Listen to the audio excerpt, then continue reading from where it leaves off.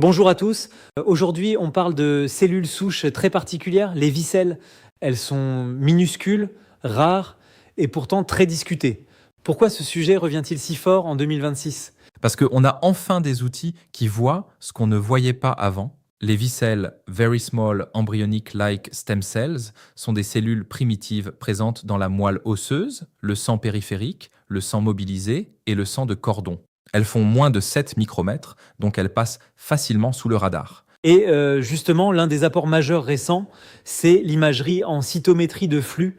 Qu'est-ce que ça change concrètement par rapport à la cytométrie classique? La cytométrie classique compte les cellules selon leurs marqueurs, comme CD34 ou CD133, mais elle ne voit pas leur forme.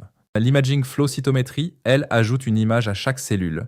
Résultat, on peut mesurer la circularité, c'est-à-dire à quel point une cellule est vraiment ronde.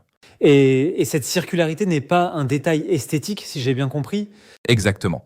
On a longtemps décrit les vicelles comme des cellules rondes, sans jamais le quantifier. Là, on voit que les vicelles CD34 positives sont majoritairement circulaires, quelle que soit leur coexpression de CD133.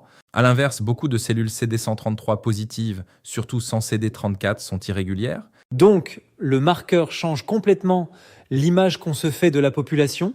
Oui, et c'est clé. Quand on sélectionne sur CD133 seul, on inclut beaucoup d'événements non circulaires. La cytométrie classique les compte, mais ne peut pas dire s'il s'agit de cellules intactes ou d'éléments morphologiquement atypiques. L'imagerie, elle, les distingue.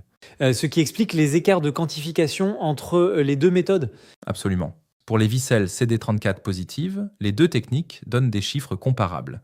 Pour les CD133 positives, la cytométrie classique en détecte beaucoup plus, car elle ne filtre pas sur la morphologie. Ce n'est pas une erreur, c'est une limite méthodologique. Un autre point fort, c'est la façon de normaliser les résultats. Pourquoi exprimer les vicelles par millions de cellules CD45 positives? Parce que CD45 est un marqueur stable des leucocytes. En rapportant les vicelles à 1 million de CD45 positives, on évite les biais liés aux pertes cellulaires, au volume ou aux stratégies de gating. Ça rend les comparaisons beaucoup plus robustes. Et au final, qu'est-ce que ça change pour la recherche translationnelle?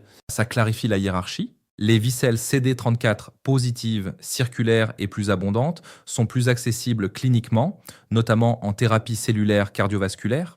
Les CD133 positives, plus rares et souvent non circulaires, semblent plus primitives. Intégrer forme, taille et phénotype, c'est le vrai changement de paradigme. Merci. On comprend mieux pourquoi la morphologie devient enfin un critère à part entière et pas un simple détail visuel.